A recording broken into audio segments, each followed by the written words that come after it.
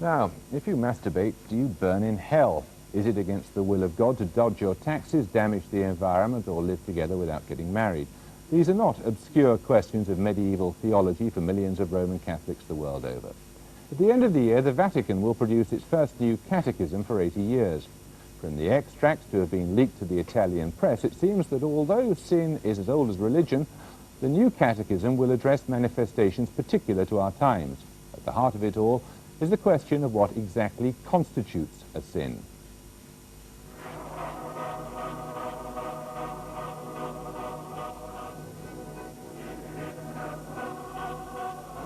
Sin's a complicated business.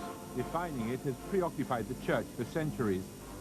At its worst used to be mortal sin, for which you could pay by being tossed into the burning fiery furnace.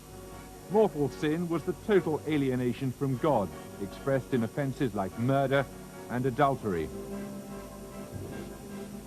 Then there were the other, lesser sins, telling lies, swearing and the rest, venial sins, for which you could be forgiven if you showed enough repentance. The Church's problem was that the list of which offence came where predated modern life, predated modern medicine, predated telephone sex, predated even the telephone. A new catechism was called for. We are seeing people acting in an irresponsible and let us even say amoral way towards the environment, towards drug abuse, towards all manners of excesses that can affect other people in a much more direct way than they could have before. Look at drinking and driving. Because the last time a catechism was drawn up was 80 years ago, what the bishops felt in demanding for a drafting of this catechism was we must point out to those who are kind of blinkered in their view of sins that there's all kinds of behavior going on right now that is not spelled out black on white in former catechisms. Under John Paul II, a distinguished gathering of cardinals, bishops and theologians, the Commission for the Catechism for the Universal Church wrestled with the challenge of updating a code which still had a section dealing with dueling. The biggest change of all is that there will no longer be such a thing as mortal sin. In its place is something called grave sin. Mortal sin is deadly sin. If you die and you're in mortal sin, then you go to hell. And that's that, and there's no question about it. Grave sin takes away that particularly that lethal aspect.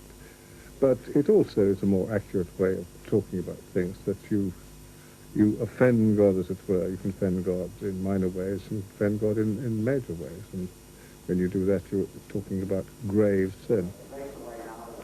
Leaks from the Vatican suggest the new catechism will include new offences: evading taxes, speculating on prices, or betting on the horses. The most pronounced change is in sexual matters, previously dealt with in a mere 7 lines, talking about fornication and impure acts. Homosexuals are dealt with more tolerantly, provided they live in chastity. Adultery, divorce and incest are all called offences against the dignity of marriage. Masturbation, pornography and prostitution are offences against chastity. Abortion remains murder, artificial contraception is banned, and couples who live together are in a state of grave sin. But however much the Church may adjust the gradations of human wrongdoing, it has one perpetual challenge: to answer Byron's observation that pleasures are sin, and sometimes sin's a pleasure. Well, now joining us from Leeds is Bishop David Constant, the Bishop of Leeds, who sat on this commission. Bishop, surely in a sense right and wrong are unchanging. Why then is it necessary to have a new catechism? Certainly right and wrong are changing, but as we saw a few moments ago on the screen, the situations that people experience are completely different from what they were not 80 years ago, but actually 400 years ago when the last catechism, Universal Catechism, was published. Now, why has what was a mortal sin become a grave sin? I think the distinction that I would make is that the classification which people actually ask for, they say what is really serious or not. The classification is between those offences which are obviously serious, grave, and we all have an instinctive understanding of this. It's obviously grave to swindle somebody out of £1 million, to take a can of something off the rack. Shoplifting, maybe it is simple, but it isn't grave in that sense. But the word mortal is used to indicate that, if you like, the judgment has been made. The person has actually cut himself off, herself off from God. Now, at what point would that happen in the sort of theft that you're talking about? Well, the only honest answer I can make is God only knows. And it really is that. I couldn't possibly judge anybody, and I wouldn't dream of trying to, in such a situation. I may say, and as any of us might, this is grave, quite clearly, and this is less grave, it's venial.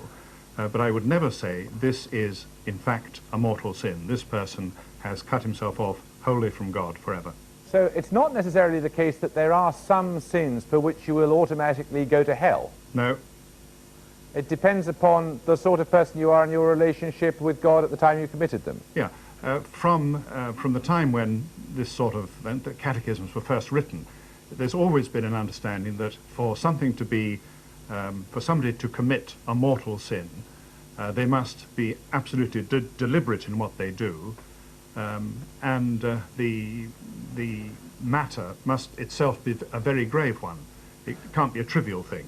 Do you think that addressing questions like masturbation, for example, which is a pretty widespread and I suppose pretty harmless activity among teenagers, is really a question even of a venal sin? Well, you see, I think one has to get all this in perspective. The sort of things that have been highlighted in the papers today occupy about 20 pages in a document which is about 450 pages. So it really, it isn't overloading things at all. And at the same time, you can't expect the church to trim her sails because customs change. Well, we shall look forward to reading it in the new year. Thank you very much for joining us, Bishop. Thank you very much.